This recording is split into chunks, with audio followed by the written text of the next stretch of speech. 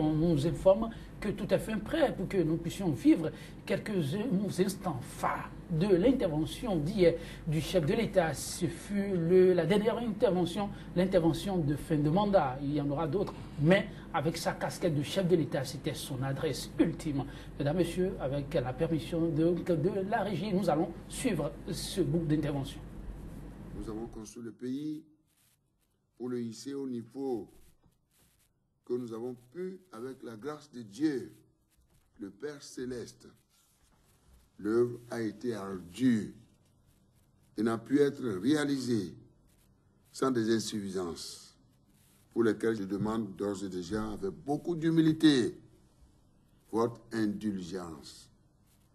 Le Seigneur étant toujours dans la barque. Cette œuvre doit se poursuivre et de nouvelles pierres doivent s'ajouter à l'édifice.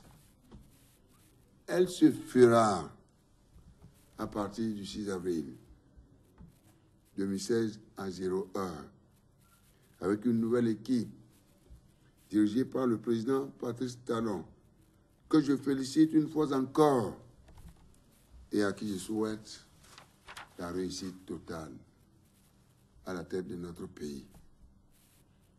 Je demeure convaincu, mes chers compatriotes, que c'est ensemble que nous sommes plus forts, unis et déterminés, que la construction entamée doit continuer, que de nouveaux succès seront engrangés pour le progrès de notre nation et l'amélioration continue des conditions de vie et de travail de notre vaillant peuple.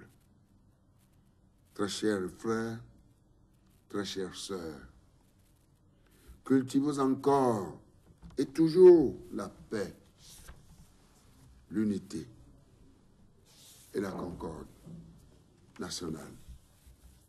Je vous confie tous à la miséricorde du Père Céleste. Il sera toujours présent de manière particulière au Bénin, qui restera maintenant et à jamais debout et fier. Chers compatriotes, je vous confie la République et partout où je serai, mon esprit sera toujours avec vous. Et de par ma foi, grand Dieu, grand roi, Dieu des cieux déversera sur notre pays sa bénédiction, sa grâce et sa gloire. Mes chers compatriotes, chers collaborateurs, chers partenaires au développement, chers présidents de nos institutions, chères forces de défense et de sécurité, chers jeunes, chères femmes et chers mamans, chers producteurs et créateurs de richesses, chères forces vives de la nation, à bientôt. Oui, le chef de l'État, dans son adresse, plein empreinte de solennité à la nation, Pierre Zokli, vous l'avez suivi. Quels ont été les points saillants qui vous auraient marqué durant cette intervention? Écoutez, je vous remercie. Je crois qu'il n'y a pas de nouveau. Hein. C'est toujours un message angélique, mais qui cache, voyez-vous, une main de fer avec un gant de velours. C'est comme ça que vous percevez ça? Oui, toujours. C'est parce que certainement que bon, la plupart des messages sont souvent ainsi, mais je ne suis pas toujours sûr que dans la conviction profonde, dans son fort intérieur, c'est le vrai message. Moi, j'étais toujours perçu comme ça. Votre première réaction quand je viens à Bitonou? Oui, mais je ne voudrais pas répéter exactement M. Zokli, mais je dirais que c'est du même au même, c'est les mêmes expressions que Yaya a toujours utilisées. indulgence, la grâce, président, l'unité nationale, la cohésion, la paix, le Père céleste. C'est des expressions qu'on a toujours, auxquelles on est habitué avec le chef de l'État. Et effectivement, puisque bon, la plupart du temps, on sait que c'est des messages qui sont rédigés par d'autres mains et que le chef de l'État vient juste délivrer. Sinon qu'en réalité, on a l'impression que cela ne sort pas de l'intérieur profond du chef de l'État, la personne de Boni Yayi. Et pas d'indulgence, donc on ne doit pas y accorder du crédit. Vous l'avez suivi au lendemain de son pardon à Patrice Talon, quand la décision de la Cour d'arbitrage de l'OADA est sortie, le chef de l'État a dit, mon pardon n'est pas allé jusque-là. Comment vous pouvez pardonner, lorsque vous êtes chrétien, pardonner un frère, et le lendemain dit que votre pardon n'est pas allé jusque-là? Ça voudra dire simplement qu'on n'a pas en réalité pardonné et que peut-être on était sous pression ou qu'on était convaincu par certains acquis, comme quoi on peut toutefois déclarer ce pardon et bénéficier d'autres choses. Et comme ces choses-là ne tombaient pas ou mettaient du temps à venir, alors il vaut mieux dire véritablement ce qu'on ressentait. Mais l'autre chose, il y a des expressions, il y a des mots qu'on ne voudrait pas sortir sur ce plateau pour alarmer la population. Et ça vient du chef de l'État durant la campagne électorale. On a entendu beaucoup de choses. Mais si le chef de l'État tient aujourd'hui ce discours, lorsque vous l'écoutez, par exemple, vous avez la chair de poule, vous sentez vraiment un père de la République, un père de la nation, un père de famille qui est en train de laisser ses enfants et qui regrette véritablement et qui les appelle. Pas? Non, pas du tout. À aucune de ces expressions utilisées. Pierre Zokli, vous êtes d'un certain âge, vous avez fait un parcours qui n'est pas pour vous, beaucoup vu, comme on dit vulgairement. Mais vous l'avez suivi, comme le disait Kodovia Metonou, mais là, il est en fin de mandat. On ne peut pas lui accorder un peu de crédit? Moi, je ne crois pas. Je ne crois pas.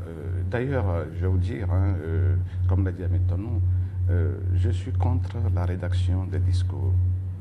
Les vrais dirigeants, beaucoup de dirigeants, rédigent eux-mêmes leurs discours où ils interviennent directement. Et lorsque vous intervenez directement, ça sort de vos tréfonds, de vos tripes, de votre intérieur profond, et c'est la vérité qui sort. Prenez le président Boni Yayi, en dehors de tout discours écrit, quand il parle, ce qui sort, c'est toujours différent de ce qu'il écrit, de ce qu'on lui fait écrire. Moi, donc, je n'ai pas cru. Donc, j'ai dit, oh, les mêmes litanies, les mêmes, la ribambelle je dirais, de regrets, de ceci, cela, mais au fond, il reste identique à lui-même dans la pratique quotidienne. Et je n'y crois pas. Et vous pouvez dire, entre les 200 et 300 ministres qu'il a eu pendant 10 ans, et vous les voyez en privé, ils vous disent la même chose. Ils vous disent la même chose. Ses collaborateurs vous disent la même chose, en privé. Donc, très peu de personnes croient à ce qu'il dit. Pendant 10 ans, l'homme a essayé, à sa manière, d'impacter le développement du Bénin. À son actif, un certain nombre de réalisations. Le dernier conseil y a consacré toute une série de pages. Pierre Zokli, au nom de ces réalisations, quelles sont celles-là qui, à votre avis, restent quand même des acquis majeurs qu'il va falloir travailler à sauvegarder, à entretenir? Écoutez, moi je ne suis pas du genre à jeter l'opprobre sur les autres tout le temps. J'aime dire la vérité. En 10 ans, le président Boni Yayi, en termes d'infrastructures, a réalisé plus d'infrastructures que ses prédécesseurs réunis en, je dirais, 40 ans. Pour ce que j'ai vu, et je le dis partout. Ça, c'est réel. Il y a beaucoup d'infrastructures. En 10 ans, j'ai vu les conditions de vie des enseignants et de certains acteurs de santé s'améliorer. Il faut le dire haut et fort, partout. Ça, rendre à César ce qui est à César et à Dieu ce qui est à Dieu. On dit souvent dans nos langues que même si votre ennemi court plus vite que vous, essayez donc de prendre du recul et apprécier cela. J'ai constaté que bon, c'est la première fois que la microfinance a pris une certaine ampleur, une certaine envergure dans le pays, et c'est à l'actif du président Boni Yayi. Avec le président Boni Yayi, nous avons vu la simplification des procédures, des formalités de création d'entreprises. Aujourd'hui, en moins de 3 jours, vous pouvez créer des entreprises à des conditions très simples, vraiment avantageuses. Les petites, les micro-entreprises, même les sociétés à responsabilité limitée. Avec Sécube. Non seulement Sécube, avec comment dirais-je, la pièce qui est créée maintenant, le GUF, avec voilà. le GUF, est-ce que vous voyez? Donc il y a beaucoup de choses dans ce sens-là.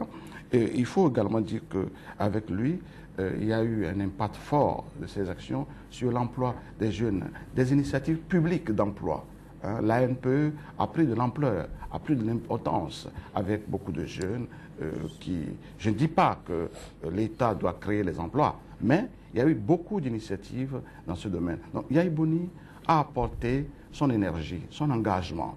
Il a, en tout cas, quand vous le voyez à l'œuvre, il s'est engagé, il a mouillé le maillot, hein, quand vous le voyez. Mais ça reste une opération one-man show. Ça reste une opération sans délégation, des opérations qui ont du mépris pour les règles élémentaires de management. Hein. Oui, et ça, c'est ce qui a porté la petite tête qu'il ne fallait pas. Exactement. À ces réalisations. Quand je viens à Métonou, vous avez aussi suivi et à des moments donnés, vous avez dû accompagner un certain nombre de projets et peut-être même applaudir. Aujourd'hui, avec un peu de recul, que dites-vous de ces réalisations qui méritent d'être sauvegardées en termes d'acquis ou perpétuées? Non, mais au-delà de tout ce que M. D'Alcantara a cité tout à l'heure, je pense que sur le plan social et infrastructurel, le président a posé quand même des actes qu'il faut encourager, accompagner et consolider. Mais c'est sur le plan de la gestion de la ressource humaine que le problème se pose véritablement. Et lorsque vous n'avez véritablement pas la personne qualifiée ou le capital humain, en un mot, à vos côtés, ça pose toujours problème. Lorsque vous n'avez pas l'homme qu'il faut, à la place qu'il faut, c'est ça tout ce que nous avons décrié durant les 10 ans de gestion du président Boni Yayi. Lorsque tout à l'heure vous avez dit qu'effectivement sur le plan des infrastructures, il aura fait en 10 ans ce que tous ses prédécesseurs en 40 ans n'ont pas pu. Mais lorsque vous prenez le coût de ces réalisations par rapport à ses prédécesseurs, le gap, vous notez véritablement que si on devrait travailler de façon consciente pour le bien-être de la population, on ferait 10 fois mieux. Ça voudra simplement dire qu'on n'a rien fait en réalité. Non, c'est vrai, non, je vous en prie. Je vous en prie. Le fait est là que vous avez constaté effectivement qu'il y a eu un début d'échangeur à Godomè, qu'il y a eu des passerelles dans la ville de Cotonou et que la voie à Kassato-Boycon a été réalisée. Mais lorsque vous prenez par exemple le dossier d'étude de réalisation de cette voie à Kassato-Boycon par exemple, réalisé par un cabinet béninois à un certain montant en termes de millions, et qu'on a confié ensuite à un cabinet étranger qui a produit ce dossier-là en des thèmes milliards. Des chiffres qu'on ne veut pas citer ici forcément. Vous faites la comparaison et vous voyez déjà que véritablement, on n'a pas voulu travailler pour le bien-être de la population. C'est vrai, aujourd'hui, l'infrastructure est là. Tout le monde l'emprunte et puis bon, on se dit c'est l'œuvre de Yaya Boni, c'est lui qui l'a fait et c'est bon. Mais le coût que cela a engendré, en réalité, devrait servir à réaliser autre chose. Et c'est ça, je dis que lorsque vous prenez le gap, vous verrez qu'on n'a véritablement rien fait. Maintenant, lorsque j'en viens au capital humain, oui, le président Boni Yayi aura montré que, en termes de gestion de ressources humaines, il aura été le mauvais président de la République. Et ça, il ne faut pas avoir peur de le dire. Il s'agit là des ajustements qui s'imposent, qu'il va falloir faire lorsqu'on veut aller de l'avant, n'est-ce pas? Donc, le nouveau départ, on y est en plein déjà, en plein. Alors, quand vous observez tout ceci, est-ce que vous vous dites qu'il va falloir inéluctablement tisser la nouvelle corde au bout de l'ancienne? Pas sur le plan de la gouvernance, sur le plan de la gouvernance en général. Mais quand je prends tout à l'heure l'aspect humain de la chose, la part des choses. Tout à fait. Parce que le président de la République, l'actuel, si je m'en tiens aux rumeurs qui finiront par se révéler, eh bien, il passe déjà à 16 portefeuilles ministériels. J'espère que vous contrairement serez pas déçus. aux 27, aux 28, si vous vous retrouvez dans la vingtaine, parce que vous parlez de rumeurs. Mais de toutes les façons, si c'est juste 20 ou 21, ce n'est pas encore pléthorique par rapport à ce à quoi on a été habitué pendant tout le temps. Deuxième chose, il a dit que ma gouvernance ne sera pas basée sur le genre partisan, encore moins politique. C'est juste les mérites qui seront valorisés. À partir de cet instant, je crois que nous sommes dans la même vision, si je m'en tiens donc à moi, ma proposition par rapport donc au nouveau départ, parce que ici, il faut que le mérite soit reconnu et que la compétence soit, mais pas de compétence sans probité. Parce qu'il ne suffit pas que la personne soit compétente pour qu'on la mette à la place que je vois là, alors qu'en réalité, sur le plan moral, elle n'est pas bien appréciée. Donc moi, je pense qu'au-delà des mérites et des compétences, il faut également la probité et que les gens jouent également sur l'honneur. Parce que le président Patrice Talon a dit que je ferai 5 ans. Et ces 5 ans, il faut qu'il marque cela d'une pierre indélébile. Donc, à partir de cet instant, il voudra donc jouer sur sa propre crédibilité et ne saura donc s'acoquiner avec ces voyous de la République qui voudront seulement engloutir tout pour leur propre bien et pour le bien de leur famille au détriment des intérêts du peuple. Des opérateurs économiques au pouvoir, une chance pour le Bénin. Avez-vous trop tôt clamé, Pierre Zokli? Depuis, le rêve est accompli. De la proclamation des résultats à ce jour, vous restez toujours très optimiste? Très optimiste parce que déjà sur une de vos chaînes, vos consoeurs, oui, pour ne pas la citer, Canal 3, le 10 octobre, j'avais donc dans Zone Franche demandé que pour la première fois, il faudrait que les Béninois envoient un chef d'entreprise à la Marina, à la présidente de la République. Et j'avais indiqué la voie, qu'il fallait désormais des gens qui ont eu le temps de se forger une personnalité, des gens qui connaissent les valeurs du succès, les valeurs du courage, les valeurs donc du travail bien fait, qui apprécient le beau, l'excellent, que ces gens-là, il faut qu'on les envoie au charbon, qu'on les envoie à la présidente de la République pour imprimer, n'est-ce pas, à notre pays d'autres valeurs. On ne peut pas continuer pendant 56 ans, on a fait pendant 56 ans, on a eu des militaires, on a eu des élites administratives, le résultat était la pauvreté. Le résultat était le déclin de notre agriculture. Nous n'avons pas d'industrie. Le résultat, c'est le chômage. Pas d'emploi pour les jeunes. Le résultat, c'est des universités décadentes, sans recherche réelle, sans impact donc, de la recherche sur la création des produits. Qu'est-ce que nos universités ont produit sur le marché de l'emploi? Pas grand-chose. Des hommes, d'accord, mais qui n'ont pas toujours tout ce qu'il faut pour créer la richesse de notre pays. Donc, on a besoin désormais des gens qui ont appris à prendre du risque. Et nos pays sont assez jeunes pour qu'on continue de les enliser dans le maintien de l'institutionnalisation, le maintien comment dirais-je, la clameur de l'institutionnalisation. On adore les institutions, on va vous parler des institutions de Bretton Woods, Banque mondiale, Organisation internationale, mais pour quel résultat? Zéro. Quel résultat? Alors, on voudrait bien que les choses changent désormais. Quand vient maintenant, le même optimiste vous habite-t-il aussi?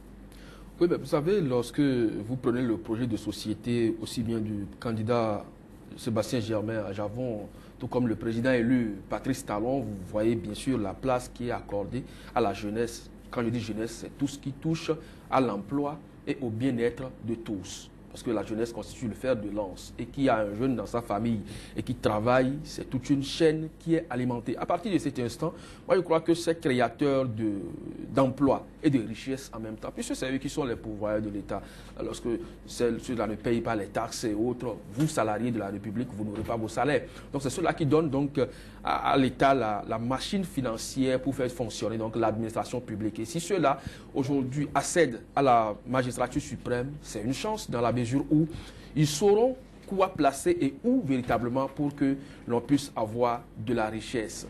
Parce que lorsque le politicien vient, c'est les calculs qu'il commence à faire, comment remplir. Et vous voyez, Patrice Talon, il dit déjà d'entrée, je ferai des réformes aussi bien institutionnelles que constitutionnelles et même sur le plan de la gouvernance. Et au-delà, il a une méthode qui doit accompagner sa gouvernance et c'est déjà salutaire. Et c'est comme ça ce que nous notons au niveau des secteurs privés. Lorsque le patron de l'entreprise se met en place avec son staff, c'est les directives qui sont données dans un laps de temps. On ne digresse pas, on ne fait pas de la rhétorique. Et à partir de cet instant, moi je crois que un opérateur économique, les gens pensent que c'est quelqu'un qui viendra faire du commerce ou des affaires au sommet de l'État, mais c'est se tromper. C'est quelqu'un qui a de la méthode et qui sait quoi imprimer. C'est seulement souhaiter que l'administration ne lui mettent pas les bâtons dans les roues, parce qu'il ne faut pas perdre de vue cet aspect aussi. L'administration a été habituée à une certaine méthode de fonctionnement, et lorsque le président, opérateur économique, voudra imprimer la dynamique qui a toujours caractérisé le secteur privé, il peut y avoir forcément des chevauchements. Je crois que ça va être juste quelques périodes de balbutiement, ça ne va pas durer 3 mois. Tout le monde se mettra au pas et vous verrez que le pays va pouvoir se mettre sur les rails pour véritablement un nouveau débat. Pas question donc pour moi de vous poser la question, elle est claire, assez d'optimisme sur ce plateau. Mais voyez-vous, hier, l'opérateur économique, dit-on, ce qui le caractérise fondamentalement, ou l'un des aspects, c'est celui-là qui sait se faire servir. Aujourd'hui, c'est une autre posture. Il doit pouvoir servir la nation. Pensez-vous que la démarcation sera vite établie? Oh, bien sûr, bien sûr. Écoutez, envoyer à la tête de la nation quelqu'un qui est déjà à l'abri du besoin est une sécurité pour la nation. Un opérateur économique qui est à l'abri du besoin, il ne vient pas pour se remplir les poches. Écoutez, je vous raconte. En août, j'ai passé 3 heures avec Patrice Talon à Paris. Et il me dit, Pierre, écoute, je n'ai plus de motivation pour le business. Je n'ai plus de motivation pour les affaires. Je n'ai qu'une seule motivation, c'est la politique, le redressement du pays. Pareil, après lui, j'ai eu un déjeuner. Ça en août. En août. Quelle année? En août 2015. Et ça, il vient pour faire 5 ans et est parti. Oui. Et après lui, j'ai eu un déjeuner avec Sébastien Diavon, même chose. Nous venons non pas pour nous enliser là, nous venons non pas pour notre propre confort, pour nous engranger les ressources, non. Nous ne sommes pas là pour faire des affaires à la tête de l'État. Nous venons pour apporter notre expérience, notre savoir-faire, apporter un nouvel espoir, une espérance, n'est-ce pas, à la jeunesse, aux populations. Parce que aujourd'hui, notre problème n'est plus ce que nous allons manger, dans quelle chambre nous allons dormir. Non, notre problème c'est apporter ce que nous savons faire au pays. Et ils ont raison. Et pendant la campagne, je les ai suivis, les deux. Qu'est-ce qu'ils disaient? Écoutez, lorsque vous avez un serpent qui est là, à plusieurs têtes parfois, eh bien, chacun se lève, prend le bois le plus gros pour le taper dessus. Et c'est pour ça que Patrice et Sébastien se sont retrouvés pour faire en sorte que, eh bien, le 3e mandat, Noé. Est-ce que vous voyez? Donc, autrement dit, apporter une autre dynamique au pays. Les gens qui savent prendre des risques, ce sont des gens qui ont appris pendant longtemps, dès leur jeune âge, à prendre des risques. Ces gens qui ont appris à transpirer. Vous savez, on dit souvent que le génie, c'est 99% de transpiration et 1% d'inspiration. Est-ce que vous voyez? C'est des gens qui ont tout le temps, qui sont toujours battus pour forger leur personnalité, pour créer leurs empires. Et ils sont partout. Eh bien, ces gens-là, ils viennent à la tête de l'État pour faire quoi? Pour apporter ce qu'ils ont fait, pour que les autres apprennent à entreprendre. Vous allez voir, ça va aller très vite. Rapidement, vous allez voir un petit audit, ils savent le faire, peut-être 1 semaine, 2 semaines, ils auront l'état de la nation. Ensuite, un gouvernement, peut-être même très rapidement, qui va se mettre en place. Et ce que je demande à Patrice Talon, c'est que la rupture aille plus loin.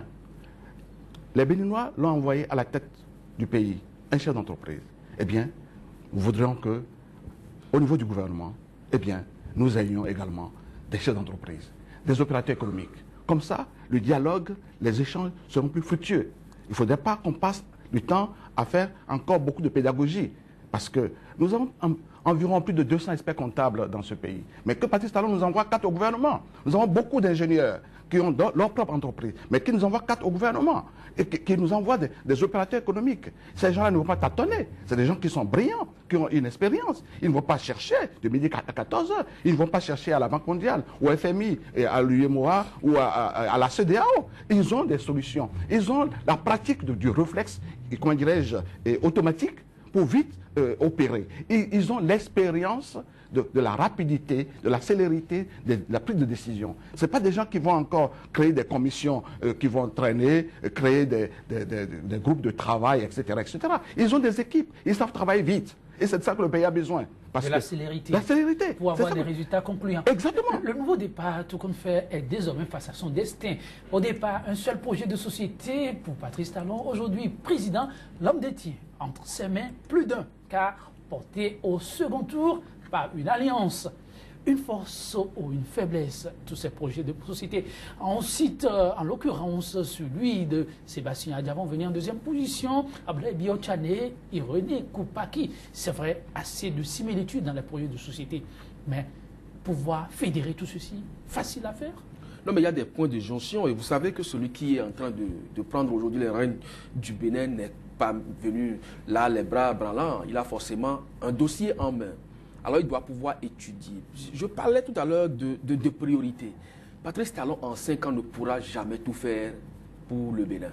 Il y aura forcément des pans. Même l'éternité, dit-on. Voilà, il y aura des pans qu'il va forcément laisser. Alors, à partir de cet instant, c'est lui qui doit pouvoir, en 5 ans, décliner son projet de société en action opérationnelle. À partir de cet instant, si au niveau du président Adjavon, il trouve qu'il y a des points réalisables le plus tôt possible pour le bien-être de la population, il doit pouvoir s'en inspirer. Si Koupaki lui apporte la même chose, il le fera à ABT et ainsi de suite. Alors moi, je pense qu'aujourd'hui, nous avons cette chance que nous n'irons pas forcément arpenter les couloirs des institutions de Bretton Woods pour des prêts, histoire d'enliser davantage sur le plan financier le pays. Moi, je pense, contrairement à M. Dankantara, que les opérateurs économiques au gouvernement ne font pas forcément l'affaire.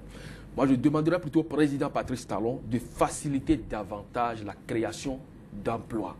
Parce que c'est ça la jeunesse a besoin. Si on mettait fait allusion à ceux-là qui doivent l'accompagner. Oui, je suis d'accord, mais je voudrais qu'il soit beaucoup plus des avant-gardistes, qu'il soit en retrait pour peut-être davantage participer à la création. Parce que si aujourd'hui on rassemble tout le monde, le gratin intellectuel économique au niveau du gouvernement, ils donneront des ordres. Mais le chef n'est pas forcément sur le terrain opérationnel.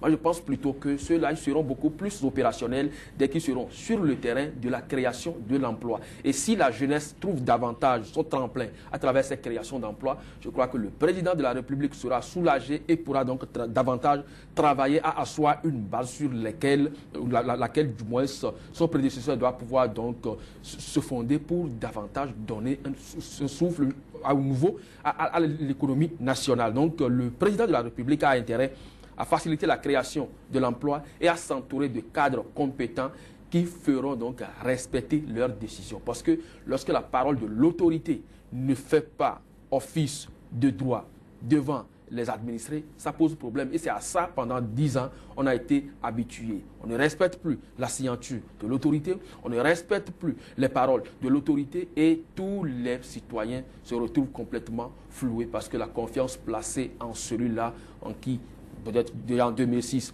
ils ont donné à 75% la confiance. Et en 2011, un chaos, un plébiscite à la limite, véritablement a déçu plus d'un.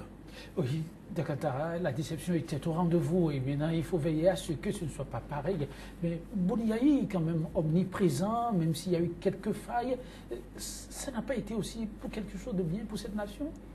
Écoutez, la Bible dit que toute chose contribue au bonheur de celui qui aime Dieu. Donc je crois qu'il a fallu cette décadence, cette déchéance au niveau économique pour qu'il y ait l'émergence d'un homme d'affaires à la tête de l'État. Donc c'est plutôt positif à certains égards. Donc il faut le dire haut et fort. Mais cela dit, je pense que, je l'ai dit tantôt, Boniaï a fait de bonnes choses à certains égards. Mais il faut reconnaître que le passif est quand même lourd. Nous avons une désarticulation de l'économie et de l'administration. Nous avons violation excessive de la Constitution. Nous avons eu une Cour constitutionnelle aimable et gentille, sinon on a frôlé le parjure à certains égards. Et ça, ce n'est pas pardonnable pour un chef d'État. Nous avons connu, n'est-ce pas, beaucoup de fraudes au niveau donc des concours administratifs. Lorsque mon confrère, mon ami Hamilton parle donc de fonctionnaires, quel type de fonctionnaire on va avoir avec parfois des agents de police, des militaires qui ne savent même pas lire leur nom. Et quand vous avez un PV, il ne peut pas le rédiger parce qu'on les a ramassés, on les a mis dans l'administration sans passer un concours. Alors l'urgence, une fois les bâtons de commandement en main, doivent être quoi? Mais écoutez, très rapidement, il va falloir nettoyer tout ça. Il va falloir nettoyer tout ça et restaurer, n'est-ce pas, l'autorité de l'État sur le plan de l'excellence. On ne peut pas continuer donc d'avoir des fonctionnaires rabougris, des fonctionnaires qui ne méritent pas leur place. Parce que qui va porter le pays? C'est-à-dire l'administration Patrice Talon, mais sera une administration clean. Il faut que l'administration, qu'il ait une administration qui le porte. Et pour le porter, il faut qu'il ait des cadres compétents. Tantôt, j'ai parlé donc d'experts comptables. N'oubliez pas les experts comptables. Ce sont des gens qui prêtent serment à la cour d'appel. Ce sont les paroles ont de la valeur. Ont de la valeur. Mais attention, quand je parle donc d'ingénieurs ayant d'expérience. Votre grand rêve d'Alcantara pour le Bénin de demain sur le mandat de la rupture. On a besoin d'avoir des entrepreneurs qui gèrent ce pays. Un pays qui a perdu tous ses repères avec l'administration décadente. Qu'est-ce qu'il faut faire? Il faut l'antidote. L'antidote, c'est le secteur privé. Et on a envoyé un chef d'entreprise à la tête de la nation. Ça veut dire qu'on veut qu'à la tête de la nation, dans les secteurs clés, on ait des opérateurs économiques, des gens qui savent prendre les décisions et vite. Attention, attention. Oui. Ce sont des gens très sérieux. Quand vous parlez des fonctionnaires. Et pour clôturer, je vous dis, il faudrait que tout de suite, Patrice Talon mène la politique des 4 E. Les 4 E, c'est l'emploi. L'emploi, l'emploi. Jeunes, femmes, hommes et les seniors. L'énergie, on en a besoin.